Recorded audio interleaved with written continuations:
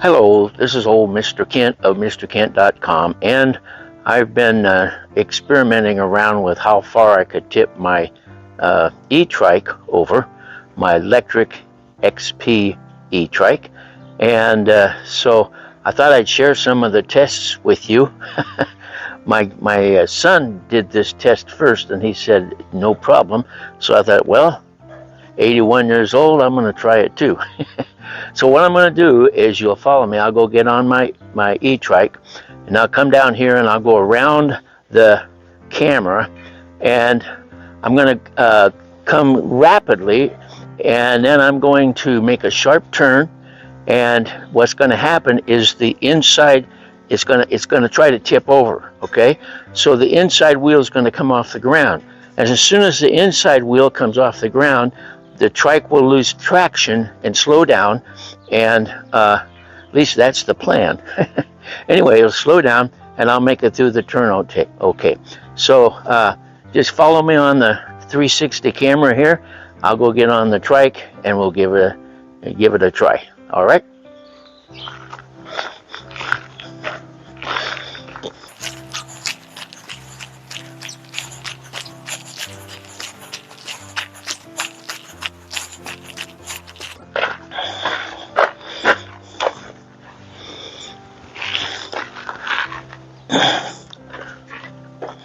Okay, and by the way, I'm just using the throttle. I'm not going to be pedaling.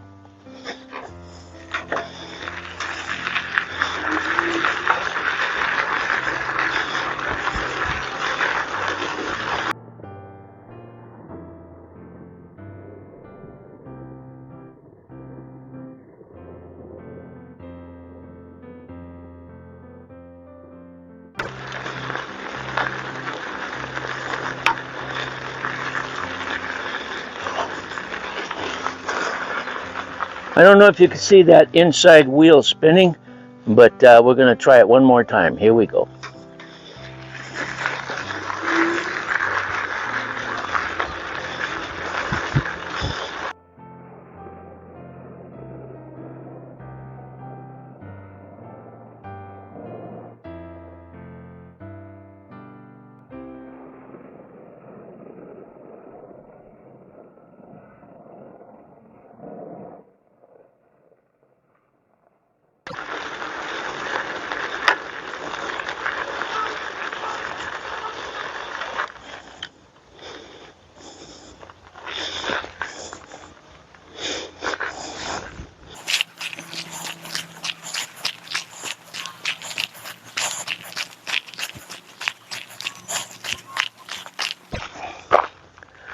So as you can see, going at the speeds I was going, I could not tip the bike over.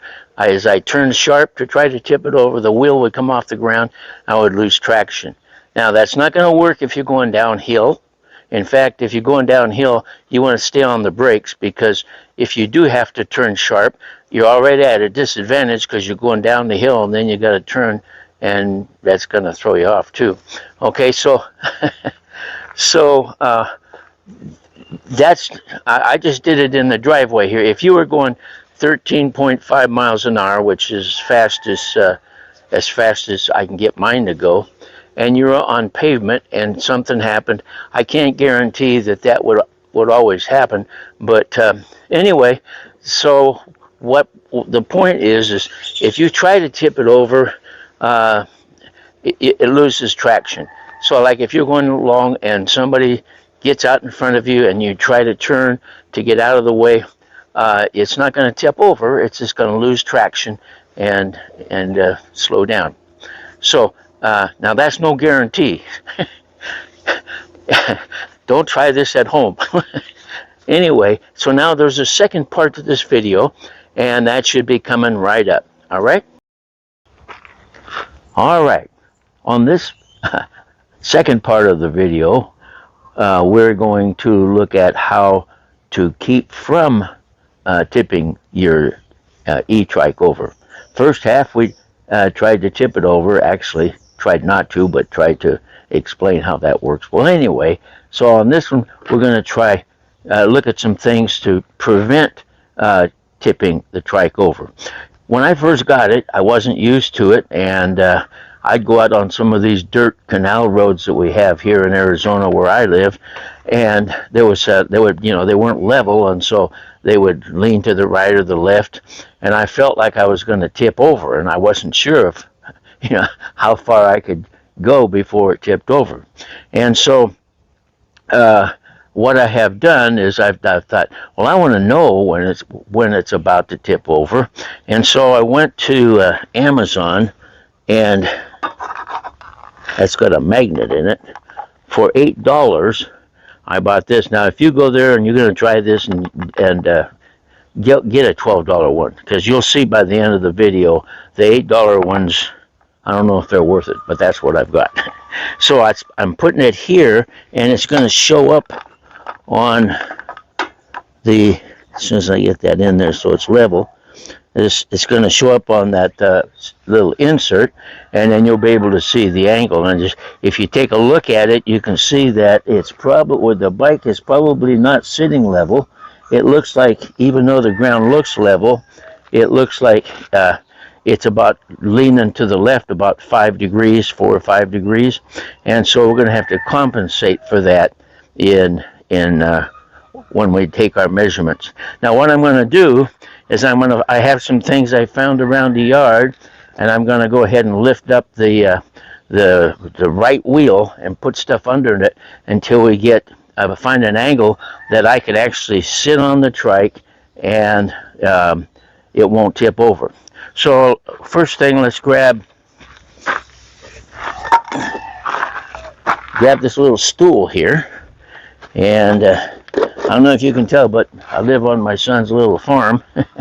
So we'll tip this thing up and get it there. It's going to be okay, and the angle looks like it's going to be it's saying 24, but we have to subtract about 4, so that's going to be a little over 20 degrees. We'll say 21 degrees, all right? So now, I'll get on here, and we'll see if it's going to hold me up. Let's get this around here. Place for my foot. All right, here we go.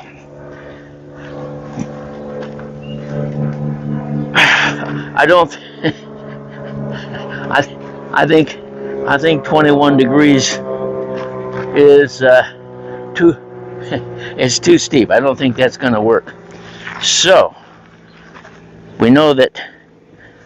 And by the way, when I get it all done, I'm going to put some I have this on my bike, and I'll put some marks on it so that when my grandson wants me to go on some of these roads he takes, I'll know if I can actually go on that road or not. So that's my goal here.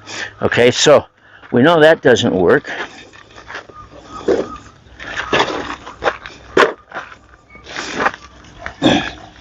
So I don't know if this is, I think this is a 10 by 10 block of wood, which means it's going to be 9.5 inches high or something like that.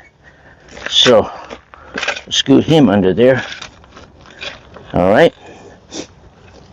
So now we'll try him out. Oh, the angle. Looks like the angle is about 14, 15 degrees, something like that. All right.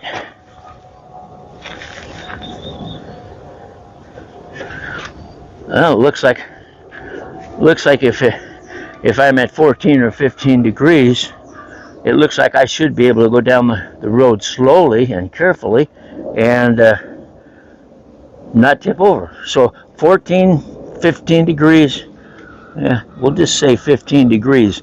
That seems to be okay. Now let's see how far, if we can go a little further than that. So here's a 2x4. We'll throw him under there. Okay, try that. And that makes it, if that's 20, that makes it about 16 or 17 degrees, somewhere in that area. we're not looking for perfect accuracy, I don't think. All right, so here we go. And so 16 degrees, I think that's kind of the limit right there. I wouldn't want to be riding along on an incline and fall over on that, on the downside. That's where you'll fall. So I think probably 15 or 16 degrees is too much. What did we measure last time? Let's see, that's 20. Anyway, so if I had a decent memory, it would help. So that's too much. So we'll go back to the last measurement, which was, let's see, so that's about 14, 15 degrees. So 14 or 15 degrees is as much as I went on my electric XP E-Trike. That's as much as I want to go on a road that's got an incline to it. And I shouldn't say this, but anyway, this is by far the best bike you can get for the buy. There's some I don't know who it is, some guy out there. He doesn't like this trike, so he's putting up videos saying how it's such a bad deal.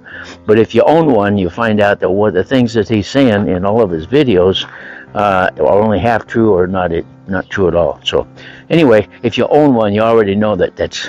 So if you're looking for an E-Trike, keep looking. Maybe you find a better buy. But this is by far the best that I could find, and I got my information from ebikeschool.com. The guy that runs that, he knows all about all the e-bikes and the batteries and all that kind of stuff. And he recommended, well, actually, he had 4 good bikes, trikes that he reviewed, and this one, as far as I could tell, was by far the best. So anyway, if you're searching for one. So anyway, so now we're to the end of the video. I hope you enjoy my videos. And before we leave, one more thing. Hello, this is old Mr. Kent of MrKent.com. And when I first started riding my E-Trike, whenever I came to like a canal road that had an incline to it, I was pretty afraid or scared to imagine tipping over going down that incline. But I didn't know how steep or how much of an incline would actually cause me to tip over. And so what I did was I went to Amazon